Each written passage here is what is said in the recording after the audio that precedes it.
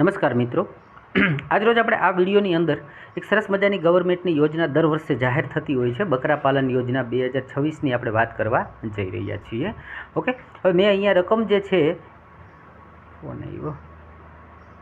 હાલ મેં આ વિડીયોની અંદર રકમ જે છે એ માત્ર 51,000 જ બતાવી છે, પરંતુ આ આપણે વિડીયોમાં આગળ જોશું કે ભાઈ એસસી માટે અલગ રકમ હોય છે, એસટી માટે અલગ રકમ હોય છે, ઓબીસી લોકો જે છે એના માટે બી અલગ રકમ હોય છે, અને જનરલ કેટેગરી જે છે એમના માટે પણ રકમ અલગ હોય છે.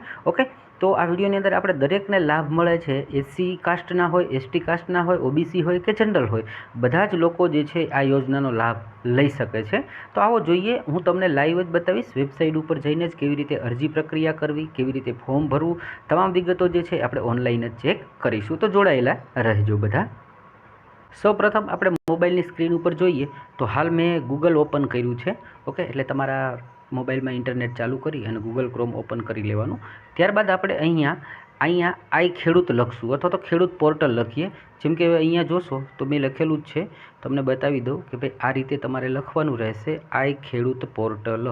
એના ઉપર આપણે ક્લિક કરીએ એટલે આઈ ખેડૂત પોર્ટલ જે છે એ અહીંયા તમારી સામે એની વેબસાઇટ જે છે એ આપણને જોવા મળશે. આ વેબસાઇટ છે આઈ ખેડૂત, એના પર આપણે જઈશું એટલે વેબસાઇટ જે છે આ પ્રકારે તમને જોવા મળશે. શરૂઆતની અંદર એક બોક્સ ખુલશે જેના અંદર માહિતીઓ હોય છે, તો એની કંઈ જરૂર નથી એટલે આપણે એને બંધ કરી દઈએ છીએ.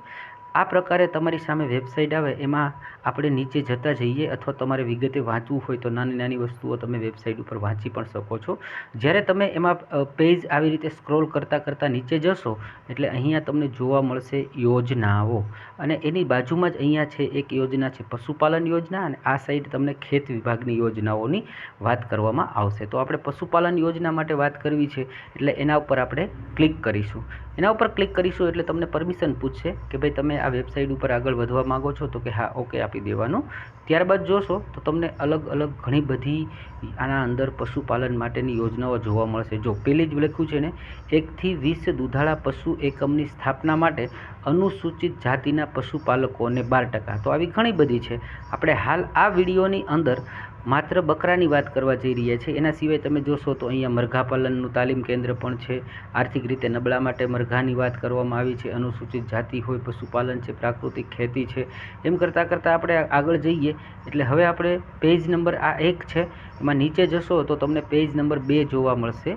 અને આપણે પેજ નંબર જે ક્યાં દેખાશે તો કે તમને પેજ નંબર અહીંયા લાસ્ટમાં જોવા મળે છે. ત્યાંથી આપણે પેજ નંબર 2 ઉપર જતા રહીએ. ઓકે, હવે તમારી સામે પેજ નંબર 2 મેં ઓપન કરી લીધું છે. જુઓ, હવે તમે એના અંદર જોશો તો અલગ અલગ વસ્તુમાં એક અહીંયા પહેલાં તો તમને જોવા મળશે અનુસૂચિત જાતિના લાભાર્થી માટે બકરા એકમ ખોલવા માટે 10 ને 1/11 એની સ્થાપના માટે સહાય છે. છેલ્લી તારીખ જે છે એ આપવામાં આવી છે આપણને 26/4. વાત કરીએ કે સહાયની વિગત જે છે ₹1,20,000 યુનિટ કિંમતના 50% મુજબ થયેલ ખર્ચ, અથવા તો એટલે 1,20,000 જે છે એના 50% પકડીએ તો 60,000 જેટલી રકમ જે છે એ થતી હોય છે. હવે તમને થશે કે આપણે એની અંદર કેવી રીતે અરજી કરવું, શું કરવું જોઈએ. તો અહીંયા બાજુમાં જ લખ્યું છે, એક તો પેલા દસ્તાવેજ કે એમાં કયા કયા ડોક્યુમેન્ટની જરૂર પડે છે. અરજી ક્યાંથી કરવી તો કે બાજુમાં જ ઓપ્શન આપેલું છે, અને એના વિશે વધારે કંઈ વાંચવું હોય તો તમે અહીંયાથી વધુ જાણોમાં જઈ શકો છો.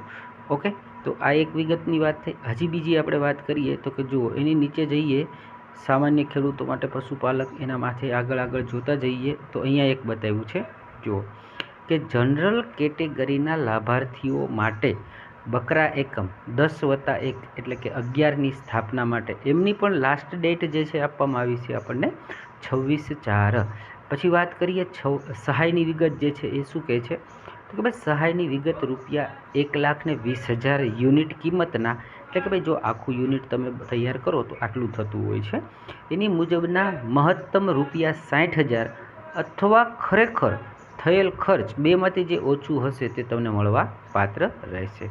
બાજુમાં આપણને દસ્તાવેજની વાત કરી છે, તો એના પર પણ ક્લિક કરીને આપણે જોઈ લઈએ કે કયા કયા ડોક્યુમેન્ટ જે છે એ તમારે આના અંદર જરૂરી હોય છે. તો પેલું જ બતાવ્યું છે કે બચત ખાતા બેંક પાસબુક અથવા રદ કરેલ ચેક જે છે એ તમારે આપવું પડશે, જેથી કરીને રકમ છે એ તમારા બેંક ખાતાની અંદર આવી શકે. ત્યારબાદ લખ્યું છે સરકાર માન્ય ફોટાવાળું ઓળખપત્ર, એટલે તમે જે છો એ તમારી ઓળખાણ આપતું એક ઓળખપત્ર હોવું જરૂરી છે. સક્ષમ અધિકારીનું દિવ્યાંગ અંગેનું પ્રમાણપત્ર, જો દિવ્યાંગ હોવ તો, એટલે બધાને આપવાની જરૂર નથી, અપંગતા તમારામાં હોય તો તમારે આનું આપવાનું રહેશે, બધાને લાગુ પડતું નથી. ત્યારબાદ છે બાર કોડેડ રેશન કાર્ડ, એટલે લેટેસ્ટ રેશન કાર્ડ તમારી પાસે હોવું જોઈએ. પછી ફોટો એસેટ, એટલે કોઈ આધારપત્ર જે છે એ તમારી પાસે, એટલે કે આધાર કાર્ડ જેવું કંઈક હોવું જોઈએ. ત્યારબાદ છે એપ્લિકેશન જે કરો છો એના ઉપર ફોટો ઓફ એસેટ વિથ, તમારી એપ્લિકેશન થઈ ગયા પછી તમારા જે કંઈ છે એપ્લિકેશનની પ્રિન્ટ આઉટ આપણે કાઢીએ તો એના પર તમારે પાછો ફોટો લગાડી અને આપવાનું હોય છે. એટલે આપણે અહીંયા વાત કરી લીધી કે ભાઈ આ સહાયની વિગત જે છે એમાં ફોર્મ ભરવાની શું હતી અને એની સાથે કેટલી રકમ મળતી હતી. પણ જો તમે લોકો આ આખું વાંચશો તો તમને ડિટેલની અંદર ખબર પડે છે કે આ ફોર્મ ભર્યા પછી તમને નજીકના કોઈ પણ પશુ દવાખાનું હોય ત્યાં તમને એક સરસ મજાની તાલીમ આપવામાં આવતી હોય છે કે આ મરઘા હોય કે બકરા હોય, તમે જેનો ઉછેર કરવા માગો છો એની તમને સરસ મજાની એક તાલીમ મળે છે. એ તાલીમની અંદર એ કેવી રીતે એનું પાલન કરવું, એમની શું દિનચર્યા હોય છે, એમાં કયા કયા રોગ આવતા હોય છે અને આ બધી વિગતો શીખવવામાં આવે છે કે તમે વધુમાં વધુ બકરાઓનો સારો ઉછેર કેવી રીતે કરી શકો, એ બકરાઓ સૌથી સારું દૂધ કેવી રીતે આપી શકે એની પણ માહિતી એ લોકો તમને શીખવતા હોય છે. અને તાલીમ પૂર્ણ કર્યા બાદ ગવર્મેન્ટ તરફથી તમને સર્ટિફિકેટ પણ આપવામાં આવે છે, જે સર્ટિફિકેટ ભવિષ્યમાં તમે ગમે ત્યારે લોન લેવા માટે અથવા તો આ રીતની પ્રવૃત્તિઓ કરી છે અને તમને આવડે છે એનો આધાર આપતું હોય છે. તો મિત્રો આની અંદર તમે જઈ અને બધી જ કેટેગરી લોકો છે એને આ રીતના યોજનાનો લાભ મેળવી શકે છે. અને જો ન તમારું મળે તો અહીંયા તમારે નીચે પેજ ગોતવાનું. તમે માનો કે એસસીમાં આવો છો અને તમને નથી મળતું તો નેક્સ્ટ પેજમાં જાઓ, ઓબીસીમાં આવો છો તમને આ લિસ્ટમાં નથી મળતું તો અહીંયાથી નેક્સ્ટ પેજ કરી અને તમારી જ્ઞાતિ આધારિત તમે આ વસ્તુ શોધી શકો છો. આશા રાખું છું હું તમને સમજાવવામાં સફળ થયો છું અને તમને આ માહિતી સારી લાગી હશે. તો આવી જ માહિતીઓ, આવા જ વિડીયો જોવા માટે તમે ચેનલને સબસ્ક્રાઈબ કરી શકો છો, જેથી કરીને અમે બધી માહિતીઓ તમારા ઘર સુધી પહોંચાડીએ. આશા રાખું કે તમને પણ આ યોજનાનો લાભ મળે અને તમે પણ સરસ મજાના બકરાઓનો ઉછેર કરો અને તમારી રોજીરોટી વધે એવી શુભેચ્છાઓ સાથે ફરી મળીએ બીજા વિડીયોમાં. ત્યાં સુધી આવજો.